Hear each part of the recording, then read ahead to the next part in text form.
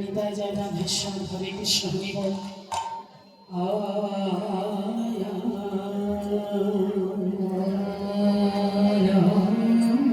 ও গো সুরভূমি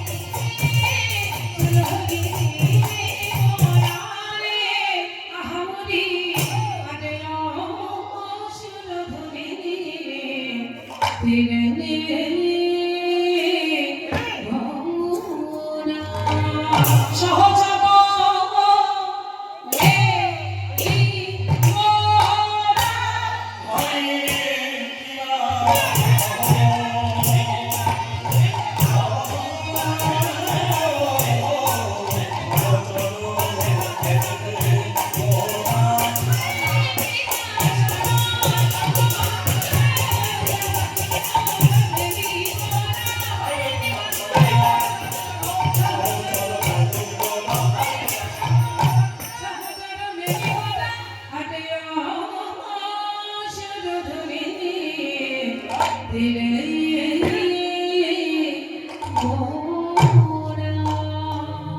জয় নিতাই জয় রাধে শ্যাম হরে কৃষ্ণ হরি বল জয় গৌ জয় রাধে হরি বল। সবাই দেব দত্ত বাহু তুলে আমার সাথে বলুন হরে কৃষ্ণ হরে কৃষ্ণ কৃষ্ণ কৃষ্ণ হরে হরে হরে রাম হরে রাম রাম রাম হরে হরে নিতাই গৌর প্রেমানন্দ হরি বাঞ্ছা কল্পতরো কৃপা শক্ত ভয়ে বচন পতিতানাং পাবনেভ্য সকল বৈষ্ণবে ভব।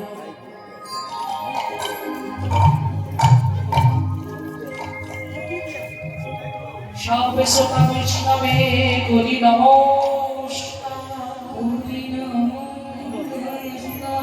সবে পদ ধুলি দেহ এই অধমনে মস্তকে মস্তকে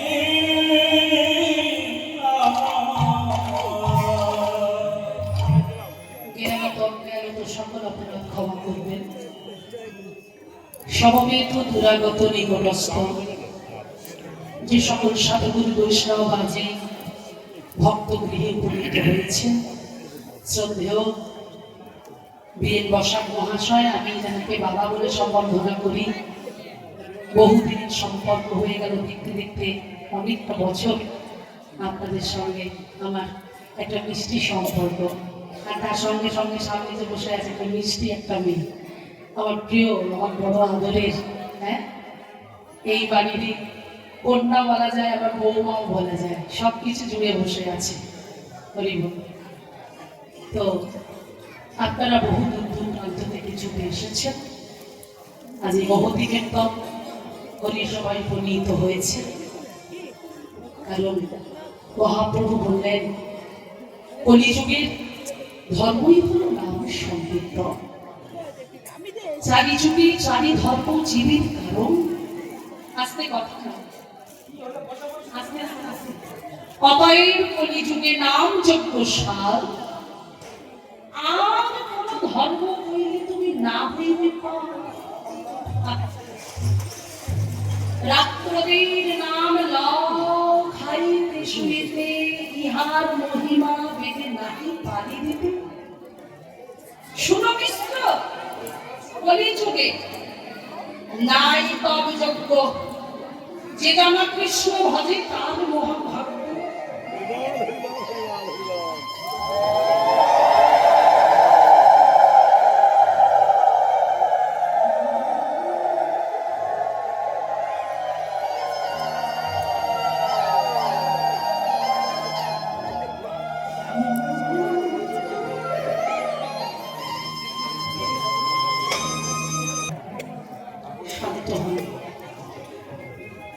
বড় ভাবের কীর্তন আস্বাদন করতে বসেছেন এমন একটা সময়ে, আর আপনারা তো ভাবের ঘরের মানুষ, আপনাদের অন্তরে এত কৃষ্ণ প্রেম, এত চোখে জল, এটাই তো চান।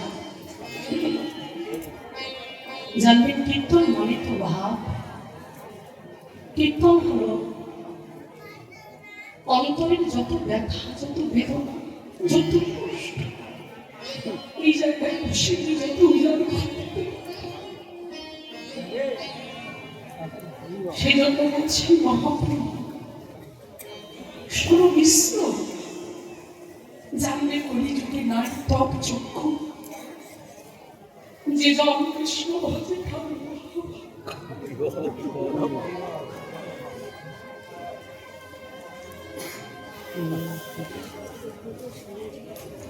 অতএব কলিযুগে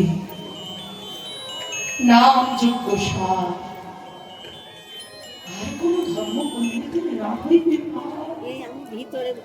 তুমি যতই বড় ঠাকুরের উপস্বর বিবর্তনের প্রতিকর যাই করো না কেন, একমাত্র তুমি এই নাম যজ্ঞের প্রভাবেই তুমি উদ্ধার হতে পারবে।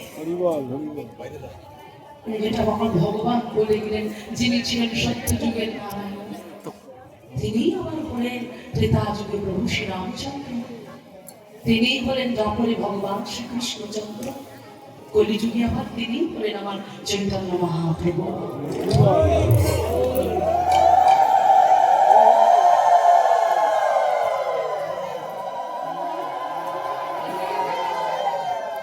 আর আপনারা তো নদিয়া জেলার মানুষ,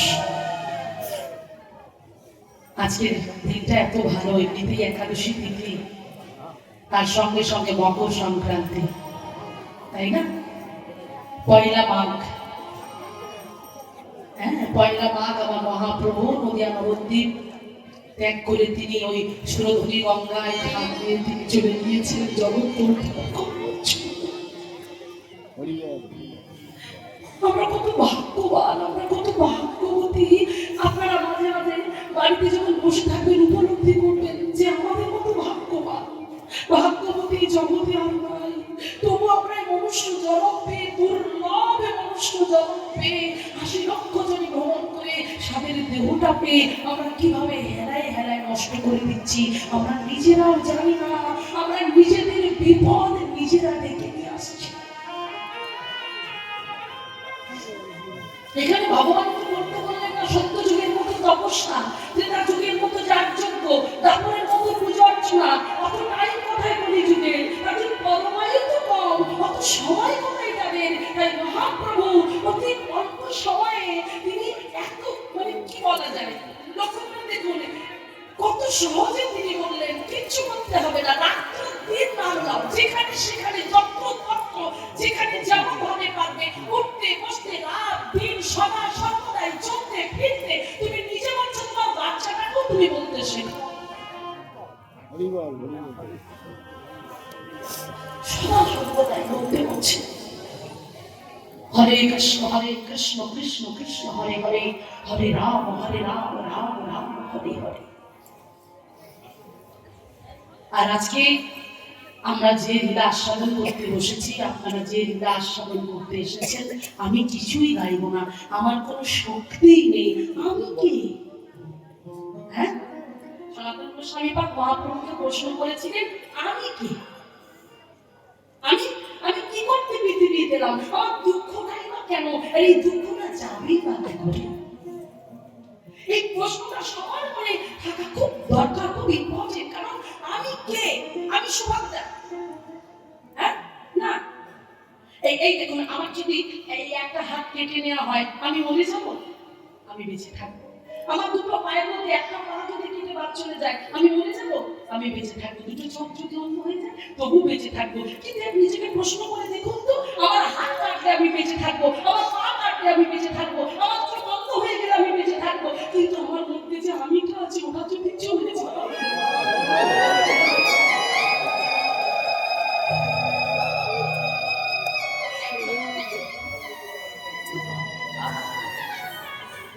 কারণ স্বয়ং ভগবান অর্জুনকে বলেছিলেন, অর্জুন কুরুক্ষেত্রের মাঠে দাঁড়িয়ে অর্জুনকে উপদেশ দিয়েছিল, উপদেশ দিয়ে বলেছিল অর্জুন আমি সামান্য মানবের মতো ব্যবহার করছি, আচরণ করছি বলে তুমি আমাকে সামান্য মানব ভেবে গ্রহণ করিবা।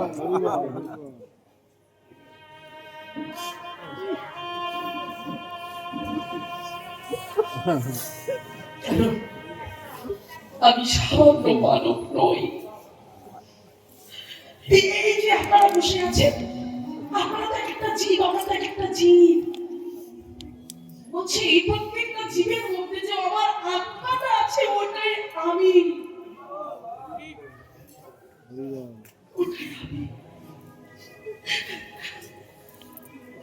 প্রত্যেকটা জীবের মধ্যে যে এই সুখ দুঃখ চাওয়া পাওয়া আশা ভরসা আনন্দ শান্তি অশান্তি ভয় অভয় চিন্তা সব কিছু যে আমার থেকে সৃষ্টি।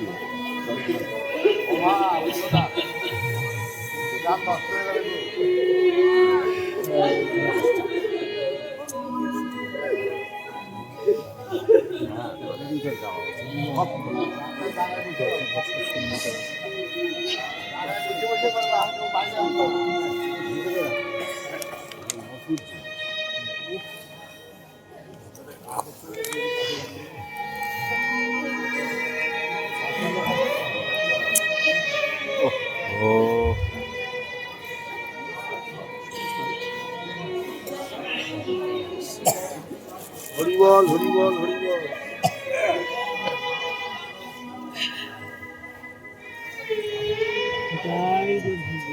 এই জায়গাটা আমার বড় প্রিয় জায়গা। বছরে এই দিনটা যখন মনে পড়ে না, এই বাবুর বাড়ি যখন আমি কীর্তন গাইতে আসি, তখন আমার ভিতরে ভিতরে একটা আনন্দ হয়। আমার মনে হয় 3 ঘন্টা মনে হয় আমার জন্য নয়। কত কথা বলবো, হ্যাঁ আপনাদের জন্য আমার প্রাণটা বড় আকুলি বিকুলি করে। আমি এটা মিথ্যা কথা নয়, আজকের একাদশী দিন আমি সবাইকে বলি যে ওখানে গেলে প্রাণের মানুষগুলোকে আমি খুঁজে পাই। আজকালকার দিনে এই কীর্তন শোনার মতো মানুষ নাই। এখন মানুষ বড় ভজন নিয়ে ব্যস্ত হয়ে পড়েছে, নাচ রঙ্গ তামাশা নিয়ে যে যত নিত্য নতুন কোয়ালিটি করে বিভিন্ন মানুষকে রঙ্গ তামাশায় পাগল করতে পারে সেই নিয়ে ব্যস্ত। কিন্তু মহাপ্রভু বললেন, নেচে কৃষ্ণ পাওয়া যায় না, কাঁদো, কাঁদলে তবে কৃষ্ণ।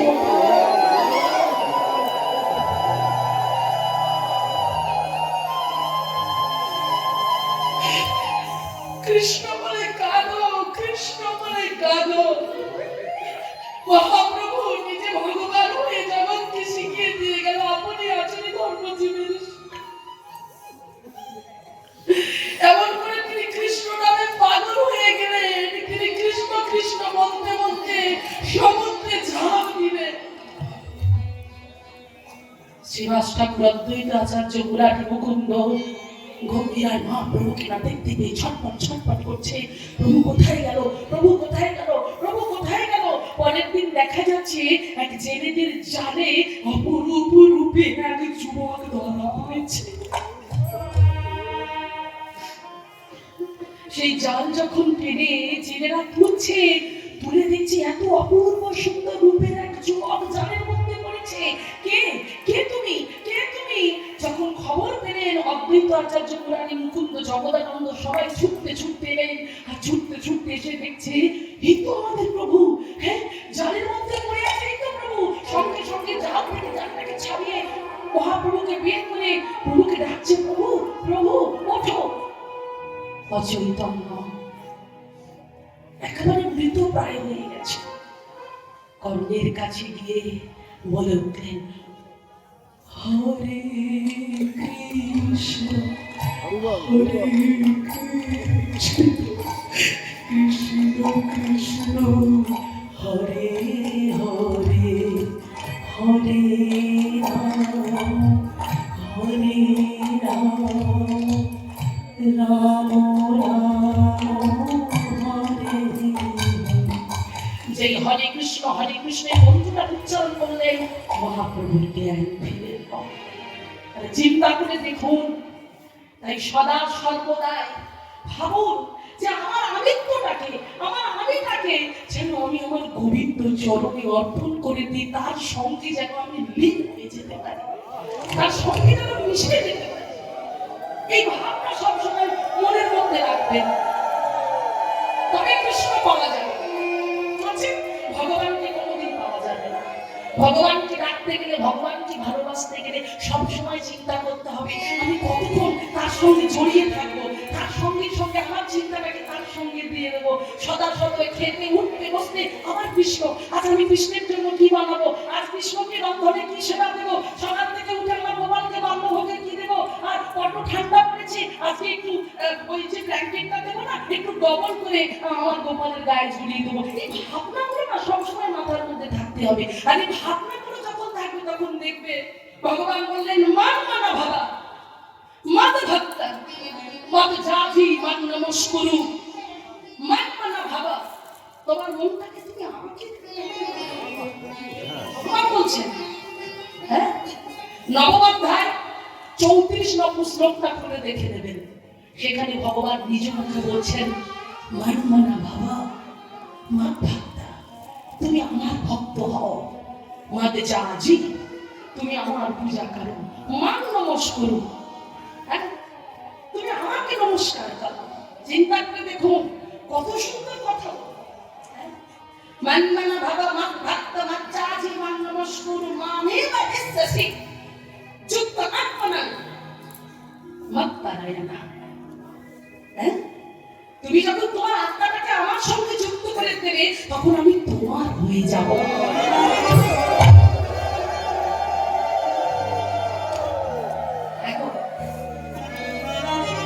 তাই কত কথা বলবো, হ্যাঁ, সময় কম।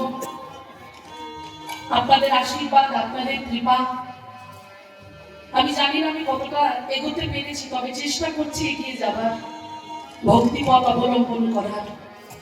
আমি যে গুরু ঘর থেকে আজকে গুরু চরণ আশ্রয় করেছি, বাগবাজার গৌরীয় মিশন, আমার গুরুদেব হলেন অষ্টতর শত শ্রীমৎ ভক্তি সুন্দর সন্ন্যাসী গোস্বামী মহারাজ। সেই মহারাজের চরণ আশ্রিত করেছি। সদা সর্বদাই গুরুদেব একটা কথাই বলেন যে দেখো, আমাদের যেমন খিদে আছে, আমাদের যেমন খিদে পায়, তেমন জানবে তোমার ভিতরে যে বসে আছে তারও ক্ষুধা পায়। আর তার ক্ষুধার জন্য তুমি যেমন উপোস থাকতে পারো না, এই যে নামের মালাটা তোমার হাতে তুলে দিয়েছি, এই মালা তুমি কোনোদিন উপোস দিও না। এই নামের মালা তুমি সদা সর্বদাই করবে, দেখে ভগবানের কৃপা পাবে তোমার প্রতি পরিষ্কার। তাই আজকে যে কথাটা বলবো, কিভাবে ভগবানের চরণে নিজেকে সঁপে দিতে হয়, দেখুন আজকে লীলার বিষয়বস্তু উত্তর গোষ্ঠ লীলা। উত্তর গোষ্ঠ লীলা মানে কি? ফিরে যাওয়ার পালা, আমাদের আপন ঘরে ফিরতে হবে। তাই সবার চরণে ফেরাটা যেন ফেরার মতো।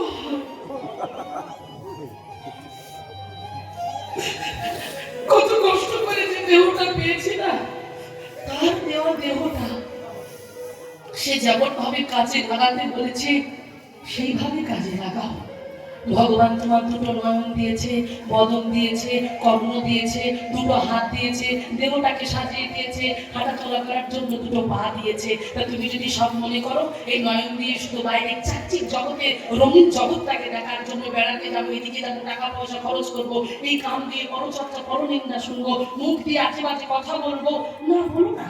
এই সব কিছুটাই ভগবানের দেওয়া বস্তু। তাই তোমাকে চিন্তা করতে হবে আমার সবটাকে কিভাবে ভগবানকে দেবো। আর সেই জন্য ভক্তি বিনোদ ঠাকুর 19টা ডিস্ট্রিক্ট ম্যাজিস্ট্রেট তিনি আজকে জগৎকে শিক্ষা দিয়ে গেল, জগৎকে জানিয়ে দিয়ে গেল।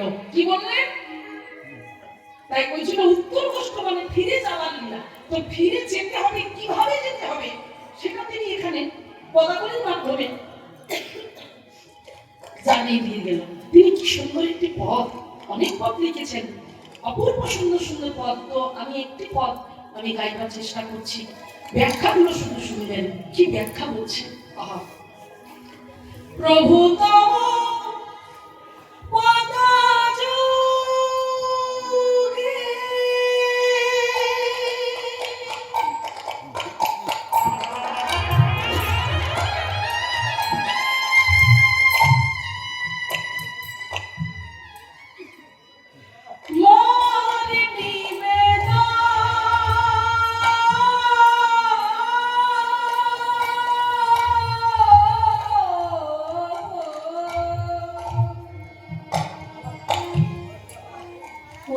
প্রভু তব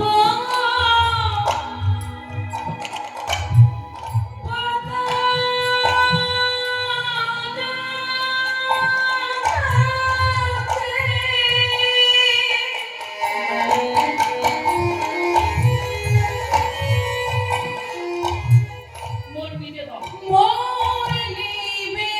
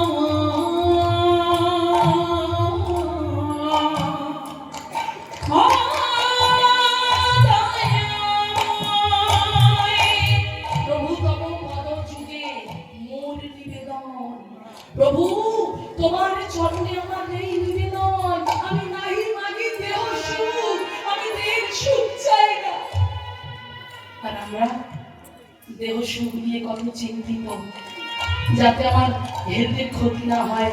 সকালবেলা উঠে ডাক্তার যেভাবে যেভাবে খেতে বলছে সেইভাবে আমি মেনটেন করছি। ভালো ব্র্যান্ডের কোম্পানির সাবান মাখছি, সেন্ট মাখছি, ভালো ভালো জামা কাপড় পরছি, কিন্তু ভক্তি বিনোদ ঠাকুর বড় ম্যাজিস্ট্রেট হয়ে, ডিস্ট্রিক্ট ম্যাজিস্ট্রেট হয়ে ভগবানের কাছে প্রার্থনা করছি, জগৎকে বলছি তোমরাও প্রার্থনা করো। কি হবে? পুজ রক্ত দ্বারা মাংস দেহটা নিয়ে কি হবে?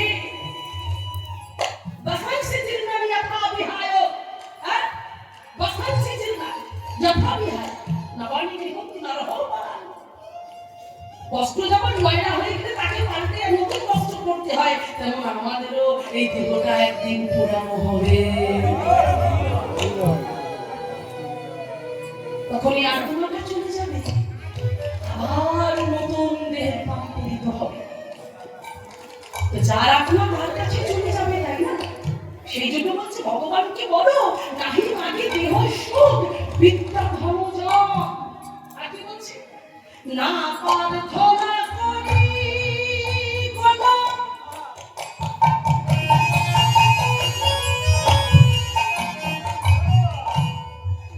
নাই মাগি স্বর্গ, মোক্ষ নাহি মাগি, নাহি প্রার্থনা করি কোনো বিভূতির লাগি। আর কি বলছে? নিজ কর্ম গুণে দোষে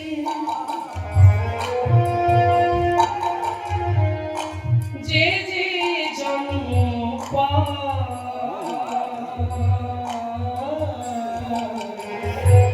নিজ কর্ম গুণে দোষে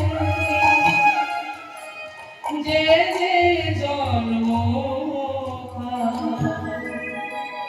জন্মে জন্মে যেন তব গুণগান, জন্মে জন্মে যেন তব গুণগান। নিজ কর্মগুণে বসে আমি যে যে জন্ম পাই, জন্মে জন্মে যেন আমি তব গুণ গাই। কথার মধ্যে ধ্যান দেবেন, কথাগুলো শ্রবণ করে অন্তরে যদি আনার চেষ্টা করবেন। কি বলছে? আমার নিজ কর্মগুলো দোষে, আমার কর্ম খারাপ, আমি বিড়াল হয়েছি, আমি কুকুর হয়েছি, আমি গরু হয়েছি, আমি পক্ষী করে জন্ম নিয়েছি, কীট হয়েছি, কৃমি হয়েছি, হ্যাঁ বৃক্ষ করে জন্ম নিয়েছি। এই জন্য বলছে আমার নিজ কর্মের দোষে আমার যে যে কোনো জন্ম হোক না কেন, জন্মে জন্মে যেন আমি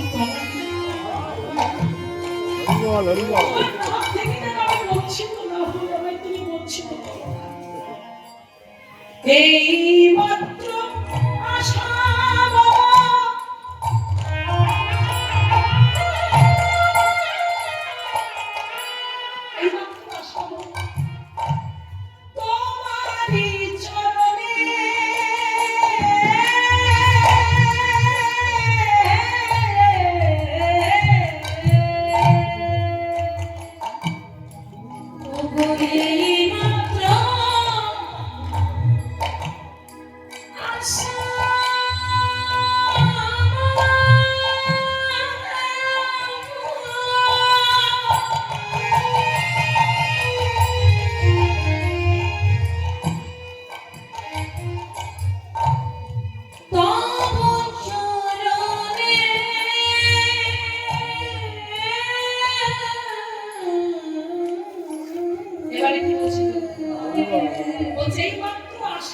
তোমারি চরণে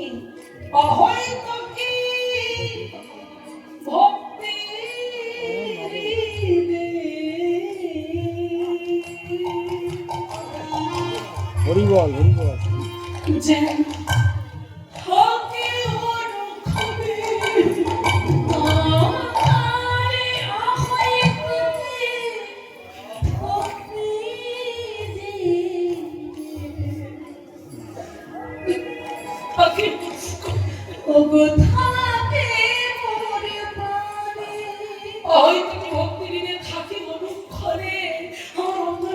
ভক্তি দিও, আমার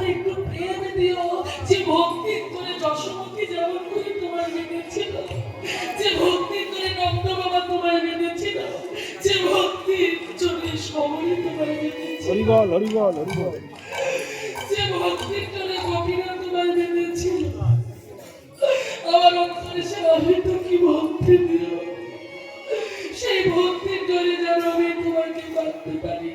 আর কি বললো জানো, এটা সব থেকে গুরুত্বপূর্ণ কথা, বিষয়ে যে প্রীতি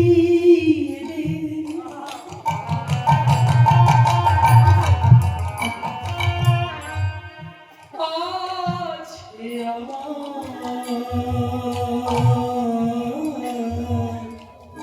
বিষয়ে যে প্রীতি নেবে আছে আমার, বিষয় বাসনায় পাগল হয়ে আমরা ছুটছি, ছেলে মেয়ে বাড়ি গাড়ি আত্মীয় পরিবার, আমার ব্যবসাটাকে আরো উন্নতি করতে হবে, আরো সুন্দর করতে হবে, আমার আরো চাই, আমার আরো টাকা চাই, আমার দেখবেন যে যাকে ভগবান অনেক দিয়েছে তার চাওয়াটা অনেক, যাকে ভগবান কিঞ্চিত দিয়েছে তার চাওয়াটা কিঞ্চিত, যাকে যেমন দিয়েছে তার চাওয়ার কিন্তু শেষ নেই, প্রত্যেকের মধ্যে চাওয়া পাওয়া আছে, প্রত্যেকের মধ্যে আশা আছে। হ্যাঁ দেখবেন টাকা পয়সা বাড়ি গাড়ি সোনা দানা আমরা লালায়িত হয়ে আছি, আমরা পাগল হয়ে আছি, সেটা থেকে আমরা কিছুতেই বেরোতে পারছি না। সেই জন্য বলছি প্রভু বিষয়ে যে প্রীতি এনে আছে আমার, সেই মতো প্রীতি চরণে প্রভু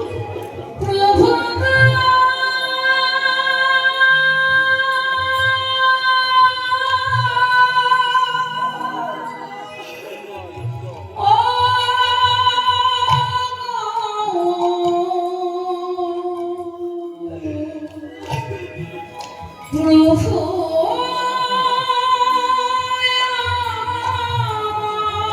আমরা যেন বলতে পারি প্রভু তোমারই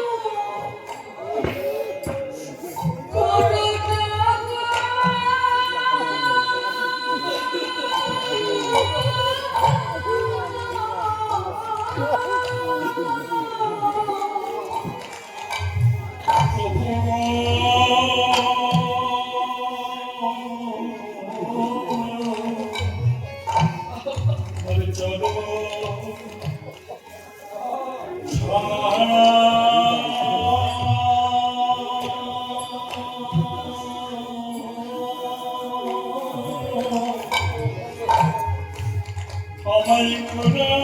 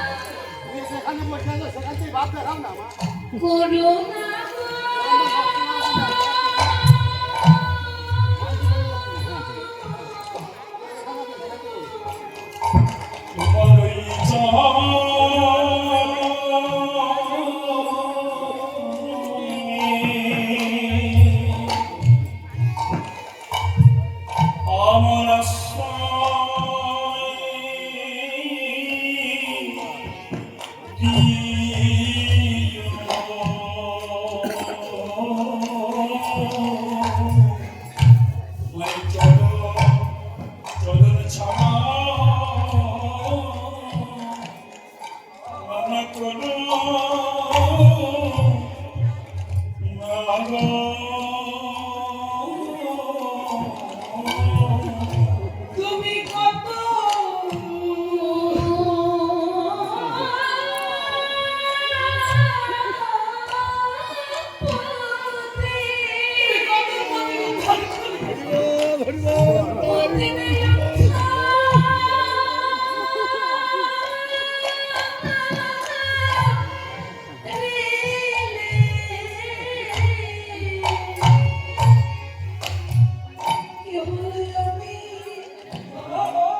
আমি পথে কি করে ফিরবো মা, কি করে ফিরবো তার কাছে?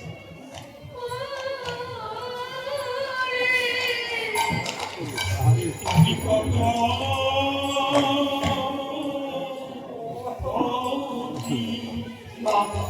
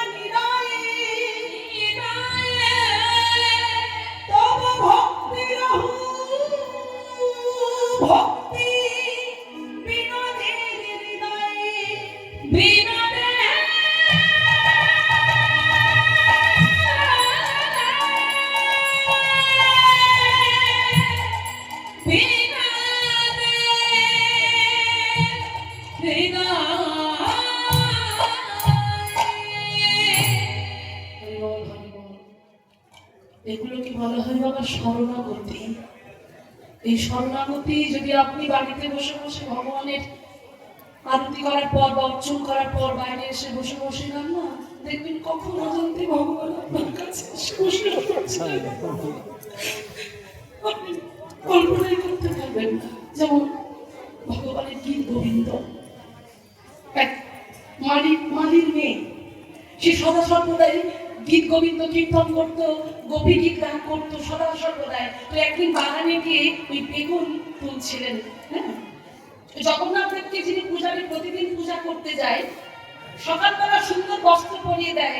হ্যাঁ, পরের দিন যখন সেই বস্ত্রকে পোশাকটাকে বদলে নতুন পোশাক পরাতে যায়, গিয়ে দেখে যে জগন্নাথের সর্বাঙ্গে কাঁটা ফুটে আছে আর বসনটা ছিঁড়ে গিয়েছে, ফেটে গিয়েছে। তো ভগবানকে বলছে, প্রভু আমি কদিন ধরে দেখছি তোমাকে পোশাক পরাচ্ছি, নতুন পোশাক, পরের দিন দেখছি যে তোমার হাতে, তোমার এই মুখের মধ্যে কাঁটা ফুটে আছে, তোমার বসন ফেটে গেছে, ছিঁড়ে গেছে, আমি বুঝতে পারছি না। ভগবান জগন্নাথ সেই ভক্তকে স্বপ্নে দেখা দিয়ে বলছে যে, পুরোহিত আমার গোপী গীত শুনতে যে বড় ভালো লাগে। ওই মালির মেয়েটা না, ওই বাগানে গিয়ে যখন ওই বেগুন তোলে, তুলতে তুলতে গোপী গীত গায়, তখন আমি পিছনে পিছনে ছুটে ছুটে যাই। আর তখন ওই ওই ওই বেগুন গাছের কাঁটাগুলো না কখন যে আমার অঙ্গে এসে বিঁধে যাচ্ছে, আমি গোপী গীতে মগ্ন হয়ে আমি বুঝতে পারি।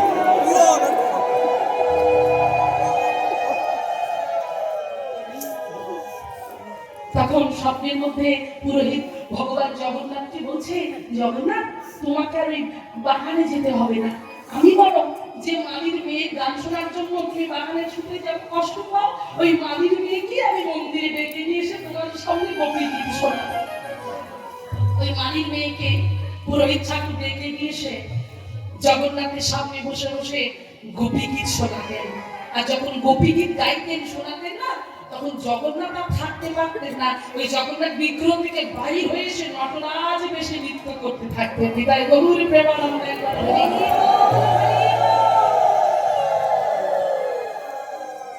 আমাদের ভজনটা এমনই হবে, আমাদের ডাকটা এমনই হবে যেন ভগবান বিগ্রহ থেকে বাহির হয়ে এসে তোমার সামনে এসে দাঁড়াতে পারে।